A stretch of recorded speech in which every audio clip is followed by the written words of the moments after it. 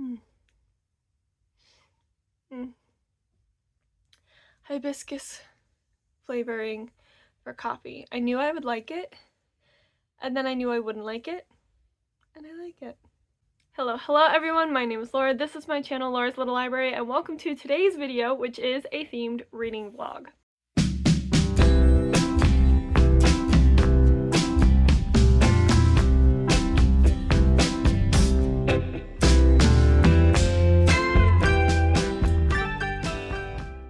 So, first off, different background. I am at my parents' house again.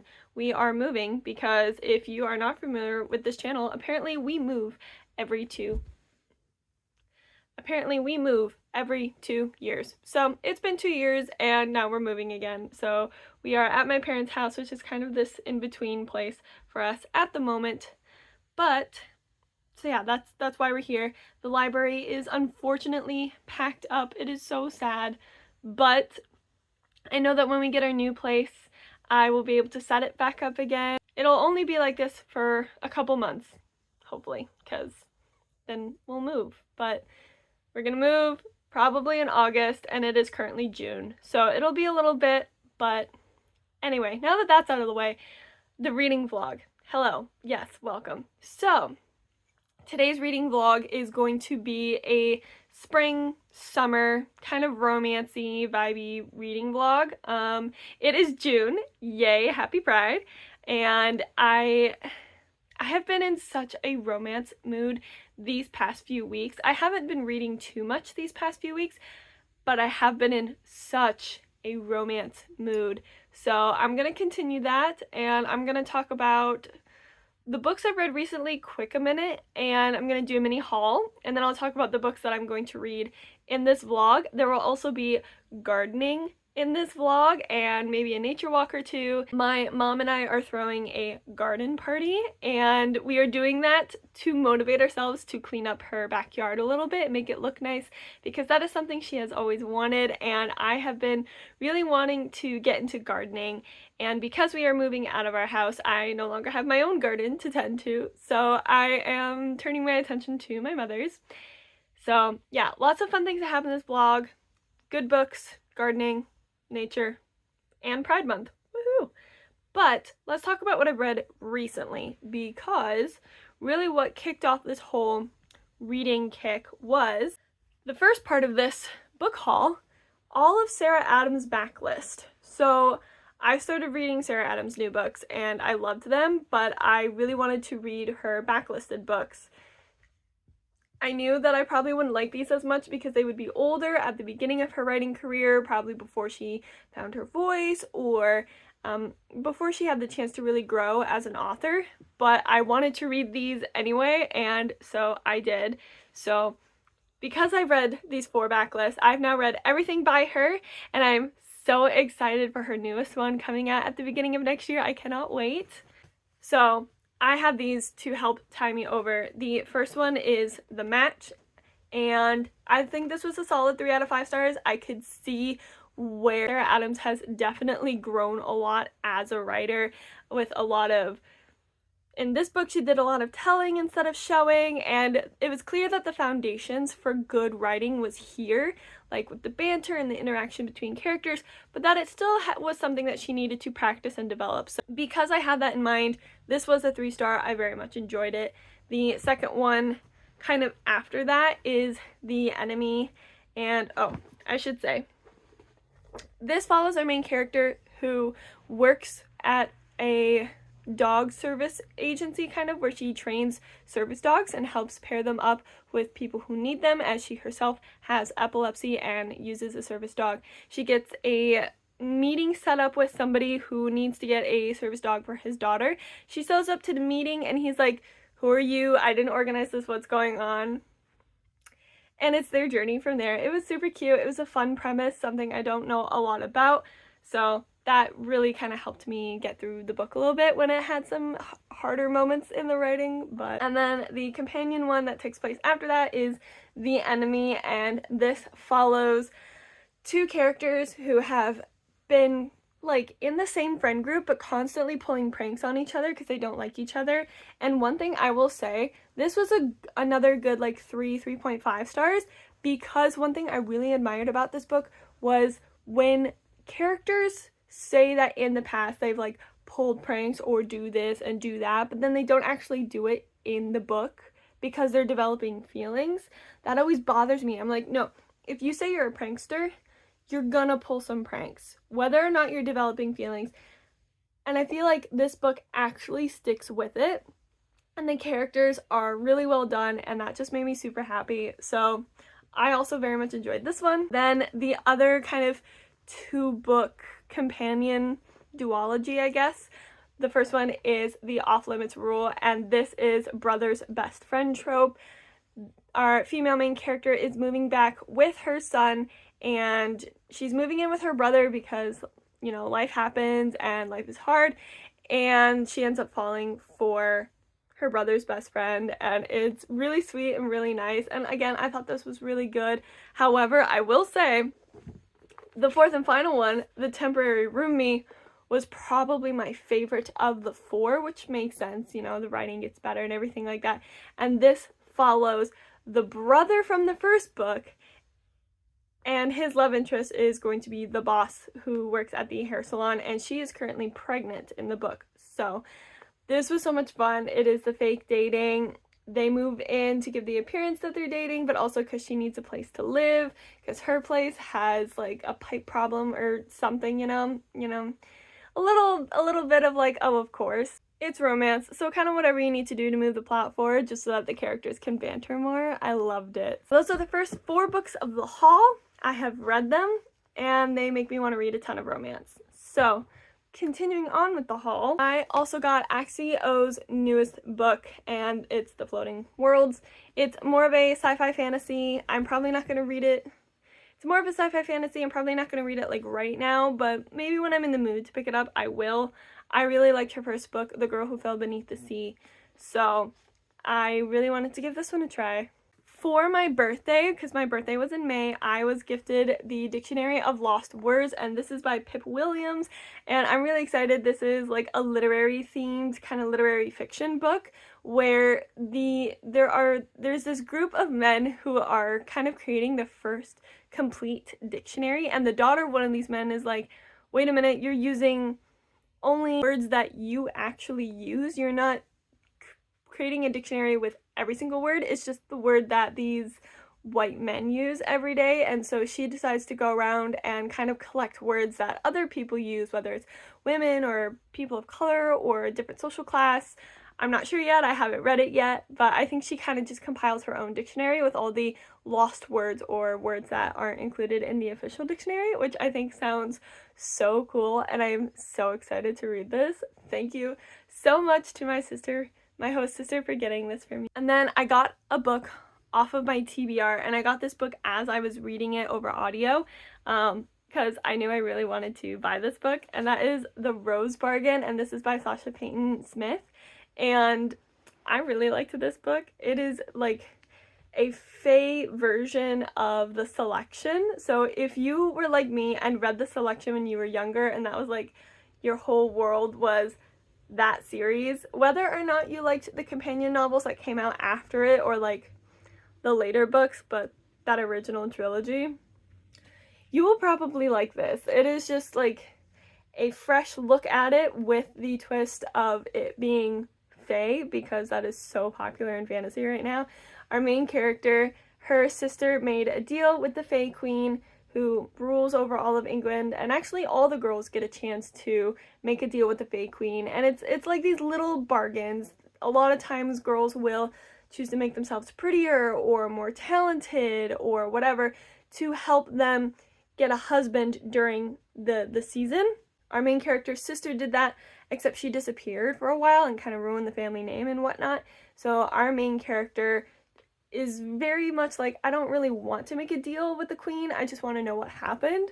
But then the queen announces that this season her son is now looking for a wife, and so it's a very Selection-esque pool, because certain number of girls who are coming out that season are allowed to put their hand in the ring to be courted by the prince, but they can't entertain any other potential men to be husbands. So it's an all or nothing situation with Faye, and it was really good. I really enjoyed this.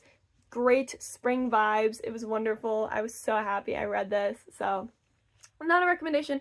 I mean, I would recommend this, but this is a haul. I have to remind myself that every time.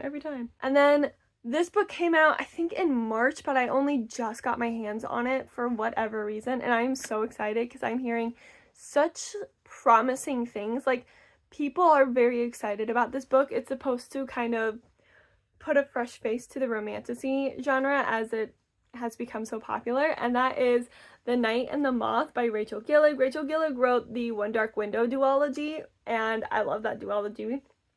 So I'm really excited. Honestly, all that I really remember about this is that it's romantasy and it's by this author, and that's really all I needed to hear to be like, yep, okay, I'm gonna pick this up. Plus, look at this cover. Isn't this just gorgeous? Oh my gosh, I love it. And then inside, so pretty and embossed on the cover. I'm just so excited. I am so excited to read this. Yeah, something to do with the prophetess. I don't really know. I'm just excited because it's romantasy. So I will probably be picking this up like right after this reading vlog. I have 4 more books that I am hauling in this video, and these 4 books are kind of the TBR for this reading vlog. However, I do want a quick note that today is June 3rd and A Forgery of Fate by Elizabeth Lim came out, and Elizabeth Lim is an auto-buy author for me. I have loved everything that she has done, but I have also determined that I love all of the UK covers for her books, because the US, like North American covers are nice, like they're good, don't get me wrong, but all the UK ones are like these beautiful pastels, bright colors, very spring, and I think it just fits the vibe of the book so much better than the North American covers, and so I always buy the UK covers now. So I have placed my order for the UK cover of A Forgery of Fate. It's just not here yet because I just placed it. So I will, hopefully, if I get it before this vlog is done, I will let you know. Otherwise, it'll probably be featured in like my next vlog video as part of the haul. So just letting you know that book came out, and I'm so excited because I love how she does the light romantic mythology books. Anyway, so the last 4 books that I got include The Strawberry Patch Pancake House, and this is by Laurie Gilmore, and this is the 4th book. I know all the other books, they're like super seasonal vibey, you know, like the Pumpkin Spice Cafe, the Cinnamon Bun Bookstore, and the Christmas Tree Farm, and now it's the Strawberry Patch Pancake House. I have not read any of the other 3. I don't think you need to, because this, when I read the description, feels very much like a standalone. It's just super atmospheric, and so I am starting with this one, and if I like it, I'll probably read the others because I'm interested in them. But I just saw the cover and I went, I need more spring books. I love spring books, so I definitely had to get this. It is about a man who is a single father, and he is taking over this pancake house, the Strawberry Pancake House. It sounds so cute. I think it's small town too, and I think he just moved there. And then like the mayor of the town or somebody is like, hey, you girl, I mean not girl, woman, you're not doing anything, go be a nanny to this man's kid, as he tries to like revive the pancake house. And so there we go. Yeah, definitely a cover buy, although I am really excited to read the other ones as well. And the next 2 I am so excited to pick up, especially in June as it is Pride Month. So I will be focusing my attention on Astrid Parker Doesn't Fail. This is by Ashley Herring Blake. This is the 2nd book in like the companion trilogy. I think there are 3 of them. And I've read the 1st and the 3rd one, Delilah Green Doesn't Care and Iris Kelly Doesn't Date. So it's about time that I picked up Astrid Parker Doesn't Fail. It just makes sense. So I've really enjoyed Ashley Herring Blake's, and I read her Christmas book, Make the Season Bright, and I really enjoyed that one as well. So I definitely need to pick this up this Pride Month. And Late Bloomer by Maisie Eddings. This is about a girl who wins the lottery, and everybody starts asking a ton of stuff of her, and she just can't say no, but she also needs to like take care of herself, but she can't say no. So she decides her brilliant idea is to buy a suffering flower farm in Asheville, North Carolina.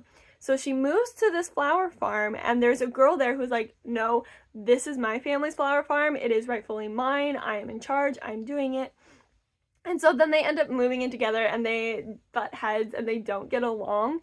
And I am just so excited. Again, it's another like very spring vibey book, just the flowers, and it's queer romance. So I am really excited to read this. So these two will be the next two that I pick up after I finish my current read, which is the final book in this haul, and that is Great Big Beautiful Life by Emily Henry. I got this and I knew I immediately wanted to read it, but then, like I said, I've been packing and focusing on other things, so I haven't had a lot of time to sit down and read. So I've been listening to audiobooks, but now that life has calmed down a little bit, this I am finally getting to reading, and Emily Henry is back at it again with her literary-based characters. You have two journalists. One, he has won a Pulitzer for his previous like biography of this famous person, and then our female main character who works for like a journal, a well-respected journal, but just hasn't really gotten that big break in her career that she's been longing for. And so there's this very famous person who comes from this huge family that had lots of drama, and then she kind of disappeared off the face of the planet for quite a while, and now all of a sudden she's offering these two people the chance to write her book, but it's kind of a competition. They each have 1 month to learn information from this famous person to write the book, and then the famous person chooses which one is actually going to finish the project. So it is kind of like a rivals to lovers literary theme, and I am a little over 50 pages into it, and I'm so excited. So I am going to try and finish this as soon as possible, get to my queer romances, get to my other romances, and yeah, hopefully it'll be a good time. So yeah, I'm gonna get to reading this, and then I know I also am gonna be doing some yard work in the next couple days, so let's go. Let us get started on this romance reading vlog. I'm so excited.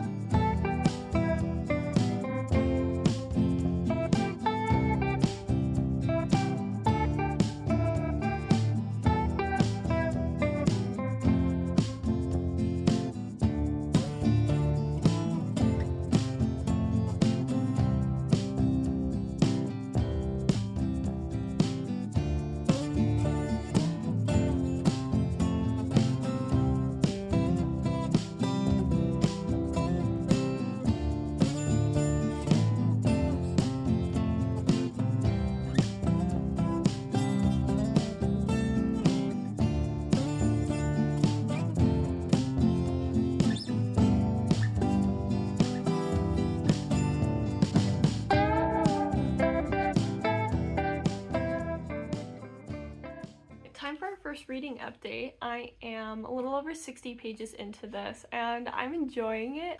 The contrast, it is very much like a Grumpy Sunshine.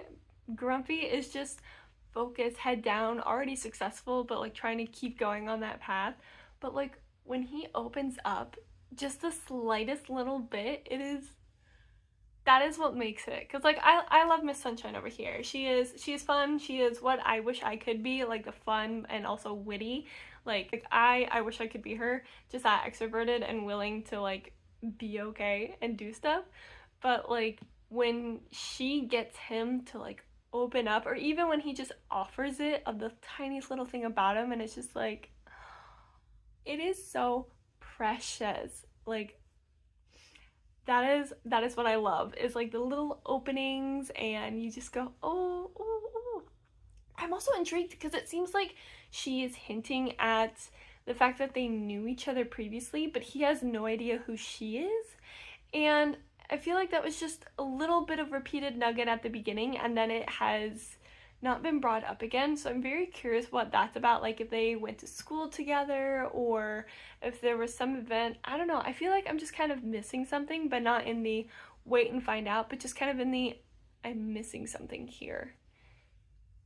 So yeah, so far I'm enjoying it and I'm very intrigued. I have a little bit of a harder time with just like, everyone knows about this famous person, but like obviously I don't because it's fictional. I am having a little bit of a hard time with that, but that is mostly just personal preference as opposed to something negative about the book, okay? Just personal preference. So yeah, so far a little over 60 pages in, and I don't think I'm gonna get to finish it today, but I really want to, so we'll see.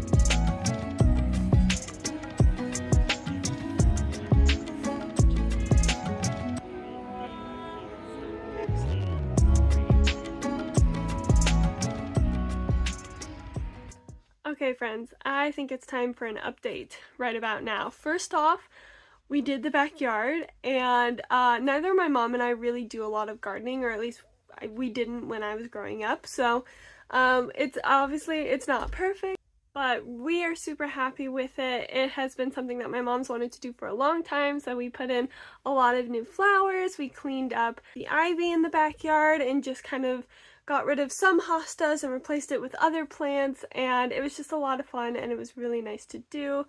And that makes me really excited to start my own garden eventually when I have the place to do so. But now onto the books. I have a bit of a reading update. I did finish Great Big Beautiful Life. Also, this book put me in such a reading slump. At the beginning of this book, I was really excited. I really liked it. I was intrigued by our characters. I thought it was going to be like Grumpy Sunshine and rivals writing, and it just wasn't. And I slowly approached halfway through the book, and then I just ended up taking a long break from this book, like at least a couple of weeks, almost a month from this book. If it weren't Emily Henry, I probably would have DNF'd it. I did not, Part of it is that I was coming at it thinking this is an Emily Henry novel, it is romance. And so much of the book ended up focusing on this famous person's life and her story rather than the romance between the characters, that during the break I took from this book, I had to kind of switch how I was looking at it. So I was no longer looking at it as a romance and looking at it as just a literary fiction book with a romance plotline, but that was not the main focus of the book. And at first I was like, okay, yeah, that does make this book a little bit better. But then I kept reading, and then it tried to make the romance back to the main focus of the book, but I didn't like it. I did not like the romance at all. I felt like there was so little chemistry between the characters, and it was awkward, and I didn't like, I felt like there was nothing developing between them, but they kept going, and it was just so weird. And so I was not a fan. I think the entire like 2/3 middle of the book was just all about the famous person, which I wasn't really interested in that story either. I felt like it was not very unique. It wasn't very captivating. I wasn't super interested in Margaret and her story, and like the book itself felt like the book that one of the characters was writing, but then it would be like, oh, after all multiple stories with this person, she would go and there's the male love interest again, and they're gonna do a thing, and I was like, wait, what is happening? What is going on here? And so I just felt like I was getting tossed around, and I didn't like his character all that much. Like, I really liked him in the beginning, but I felt like he as a character just lost all the aspects of him that made him interesting and unique and a good love interest, and he just became lovesick with her. All he cared about was her, but he was no longer sticking to who he was, and it was just not what I was hoping out of an Emily Henry book. So overall, I did finish it. I did not actually DNF it. I did finish it. I gave it 2 stars. Yeah, I just was pretty disappointed by this, honestly, especially because I was so excited to read it because the premise sounded really cool, but then it was unbalanced. It was all out of whack. Like, the characters would have like this like scene that was supposed to be spicy, but it just felt like no instead of like a good spicy scene or anything like that. I don't know what happened, but this was not it for me personally. So this has got to be probably my least favorite Emily Henry book so far, either least favorite or second least favorite, because I really did not like Happy Place all that much either. I finished this. It took me forever to read. It put me in such a bad slump, but I did read it all physically. I will say I did not get the audiobook for this, and so for this to be the first book that I read physically in such a long time, that just made it all the harder, because if I wasn't liking it, I didn't want to pick it up and read it, and I would have to sit down and devote time to doing that. But I was on a trip this past week, and I forced myself, I was like, I have to read at least 1 chapter every day on this trip, and that's what I did, and that's really kind of what got me back in the flow of physically reading.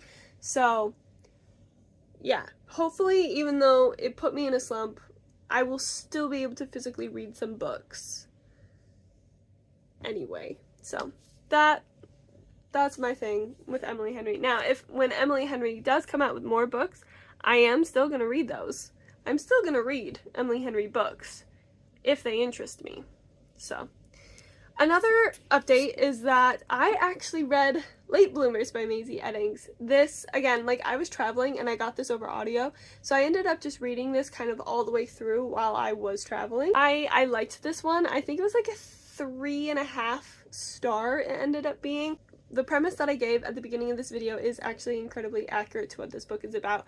You have your main character, wins the lottery, buys a flower farm. Somebody who already lived on the flower farm was like, this is my family's, like, how did you buy this? And so they figured it out together.